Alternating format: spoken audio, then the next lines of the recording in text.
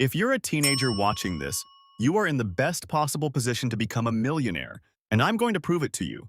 I'm going to walk you through exactly what you should be doing at every age from 13 to 18, so you can get ahead of literally everyone around you.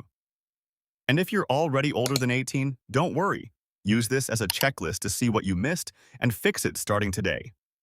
Don't just skip to your own age either. Every step builds on the last one, so let's go through all of them from the beginning.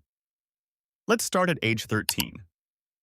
When it comes to investing, the single most important thing isn't how much money you start with, it's how much time your money spends invested. Think of it like a snowball rolling down a hill. It starts small, but the longer it rolls, the bigger it gets, until eventually it turns into an avalanche. If you're 13 or younger, you have more time than almost anyone, which is a massive advantage. The problem is, you're not legally allowed to invest on your own yet. So what you need to do is get a parent or guardian to open something called a custodial account. This is simply an investment account that an adult controls on behalf of a minor. In the UK, it's called a Junior Stocks and Shares ISA, and it allows a parent to invest up to £9,000 a year on your behalf. In the United States, the two main options are called a UEMA and a UTEMA, and both allow unlimited contributions, though gifts above $18,000 in a single year could trigger a tax. A simple and low-cost way to invest this money is through an index fund that tracks the top companies in the stock market, rather than trying to pick individual stocks yourself. Ask your parents to open one of these accounts as early as possible.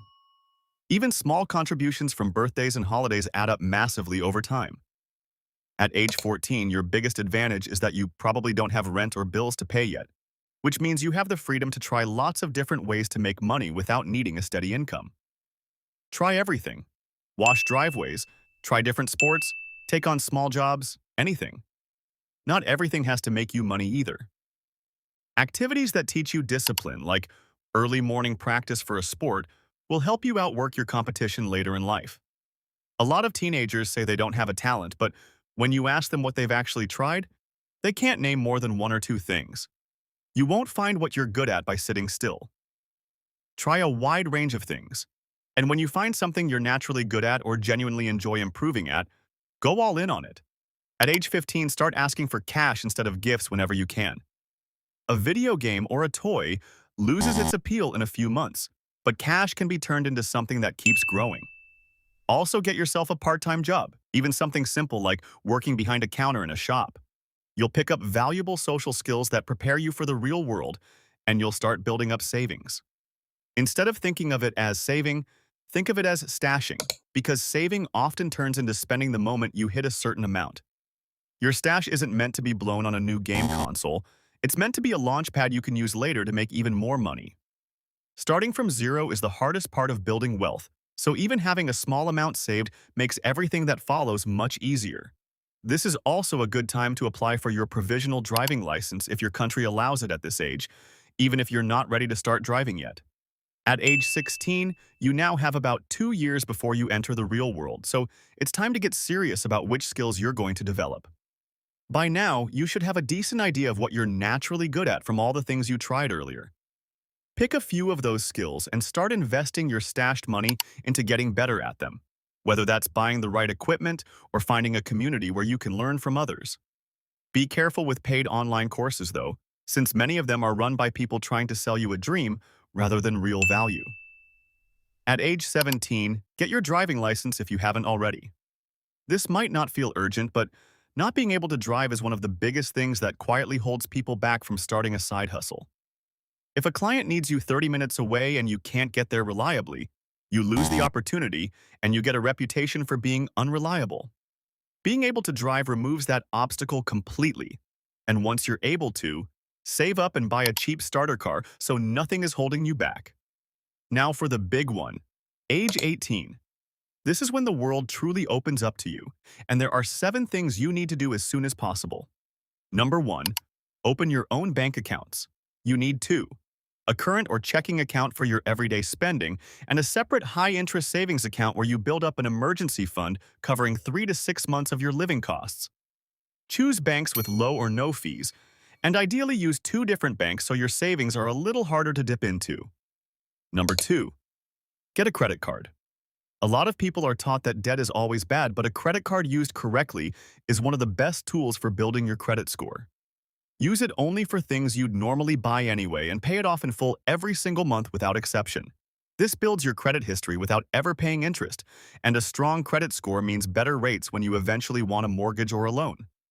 Number 3, open a proper investing account. Look for a tax-advantaged account, such as a Roth IRA in the United States, a stocks and shares ISA in the UK, or the equivalent in your own country. These accounts let your investments grow without being taxed, and most investing apps now let you buy fractional shares, so you can start with as little as $1 or £1 rather than needing hundreds to buy a single share. Number 4. Think carefully before committing to university. For certain careers like medicine, nursing, and teaching, a degree is genuinely required, and those courses are worth it. But for many other paths, especially in trades, entrepreneurship, and tech, practical experience and results matter far more than a piece of paper. Don't let pressure from others push you into years of debt for a degree you don't actually need. If you're unsure what you want to do, an apprenticeship can be a fantastic alternative, since you learn a real skill while actually getting paid. Number 5. Avoid bad debt. Not all debt is harmful.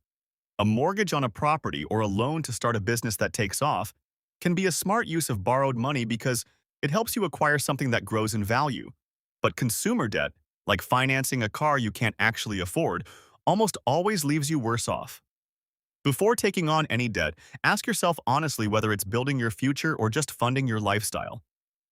Number 6. Start a side hustle. The common advice is simply, go get a job. As if that's the end of the conversation, but it doesn't have to be. Use the skills you've built to start a service-based side hustle, things like writing, video editing, web design, or managing social media accounts for small businesses. These require very little starting money, just real skill. Even if your day job doesn't teach you anything directly useful, treat every shift as motivation to build a valuable skill on the side. Number 7.